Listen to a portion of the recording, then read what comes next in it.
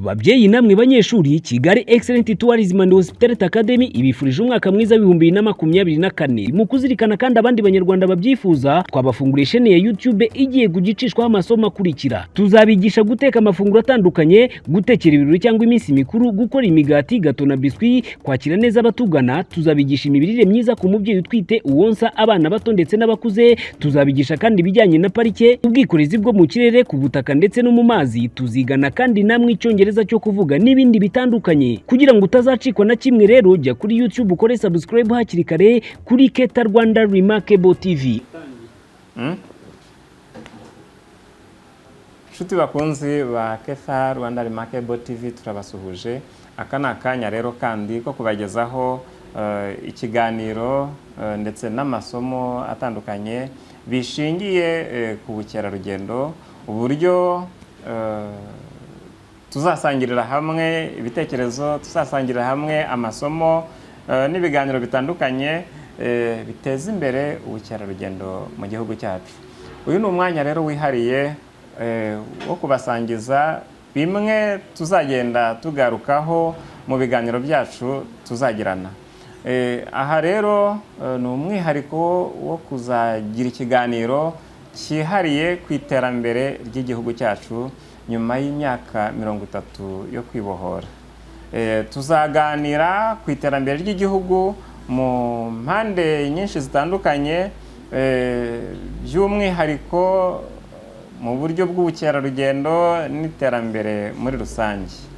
Ahangaha tuzareba imiyoborere y'igihugu cyacu nyuma y'imyaka yose, uburyo igihugu cyacu cyagiye gitera imbere mu miyoborere myiza, mu kwegereza abaturage ubuyobozi ndetse no gufasha abaturage mu gukemura ibibazo bitandukanye ndetse no guteza imbere imibereho myiza y'abaturage.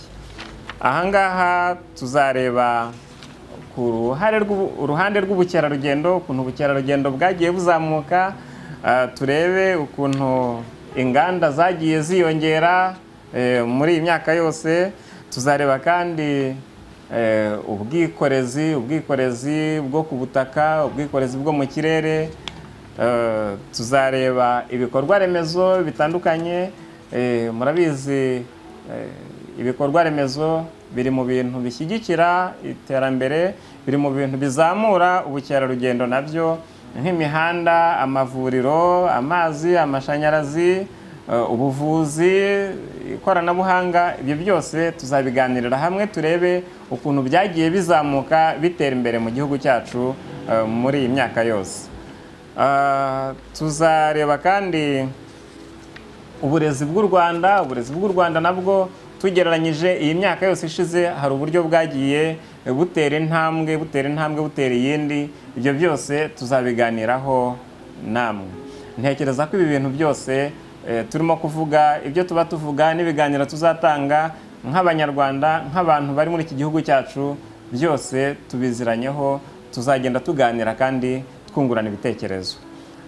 Tuzareba ibijyanye n'inzego z'umutekano, ukuntu inzego z'umutekano zigira uruhare mu iterambere ry'igihugu ndetse n'ubukerarugendo muri rusange. Tuzafatanyiriza hamwe rero no kureba uburyo u Rwanda, igihugu cyacu, rwagiye rushyira imbaraga mu gushyigikira iterambere ry'imibereho myiza y'abaturage no kuzamura urwego rw'ubukerarugendo binyuze mu nzira zitandukanye, ari naho tuzakomerezaho kureba uburyo igihugu cyacu cyagiye cyakira inama zitandukanye, inama mpuzamahanga. Twibutse ko uko u Rwanda rushyira imbaraga mu kwakira izo nama, mu kureshya abashoramari ngo bashore imari mu gihugu cyacu, ni nako twese bigenda bitugeraho. Ari abikorera nibo bagenda bakira babashyitsi, twese rero tukagenda dutera intambwe mu bukerarugendo. Tuzanarebera hamwe uburyo u Rwanda rwagiye rwagura imipaka, rushyiraho uburyo bworohereza abantu kuza gushora imari mu Rwanda, rushyiraho uburyo bwo kugira imibanire n'ibindi bihugu bitandukanye, aribyo byagiye binazamura imibanire nyine n'ibindi bihugu, ariko kandi bihita byongera urujya n'uruza rw'abantu nabo baza gushora imari, bashora imari kubera yuko habayeho uburyo bw'ibihugu, uburyo bw'imibanire myiza n'ibindi bihugu bigizwemo uruhare n'ubuyobozi bw'igihugu cyacu. Ibyo byose rero tuzabirebera hamwe tubiganire. Tuzarebera hamwe kandi ubugeni n'ubuhanzi, uburyo ubugeni n'ubuhanzi bifasha mu iterambere ry'ubukerarugendo.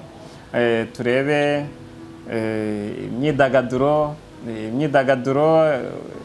indirimbo, abahanzi b'abaririmbyi, abahanzi babyina ari imbyino za kinyarwanda, ari n'izindi mbyino zitandukanye. Turebe filime na komedi mu buryo butandukanye, uburyo bidufasha mu gutera intambwe ubukerarugendo mu gihugu cyacu.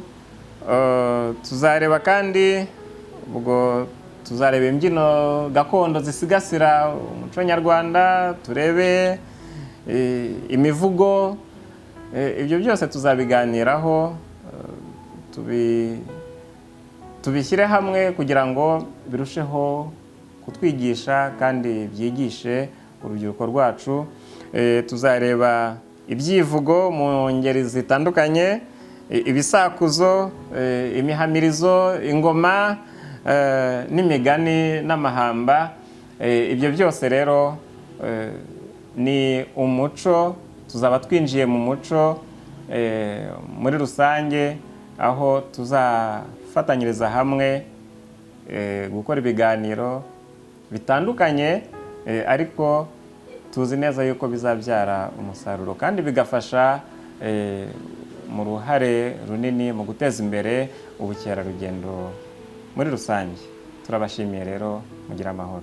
Ikaze muri Kigali Excellent Tourism and Hospitality Academy, ishuri ry'indashyikirwa mu ruhando mpuzamahanga. Twigisha amahoteli n'ubukerarugendo mu byiciro bitandukanye, umwaka wa 4, uwa 5 n'uwa 6. Twakira kandi abiga ubutetsi mu gihe gito, amezi 3, 6 ndetse n'abiga mu gihe cy'umwaka umwe. Mu kwigisha ubukerarugendo kandi turi ku isonga kuko twigisha tugendeye ku nteganyanyigisho zemewe, tukanafasha abanyeshuri bacu kubona aho bimenyereza umwuga biciye mu bufatanye n'amahoteli ndetse n'ibigo by'ubukerarugendo dufitanye amasezerano. Wifuza ibindi bisobanuro, wagana aho iri shuri riherereye ku Kimironko inyuma ya Beka munsi y'urusengero rwa Foursquare, cyangwa ugahamagara telefone ziri kuri ekara yawe. Mubyeyi, urashaka ko umwana wawe yiga kandi agahuzwa n'isoko ry'umurimo cyangwa se akabona amahirwe yo gukomereza amasomo ku rwego mpuzamahanga, gana Keta tumufashe kugera ku nzozi ze.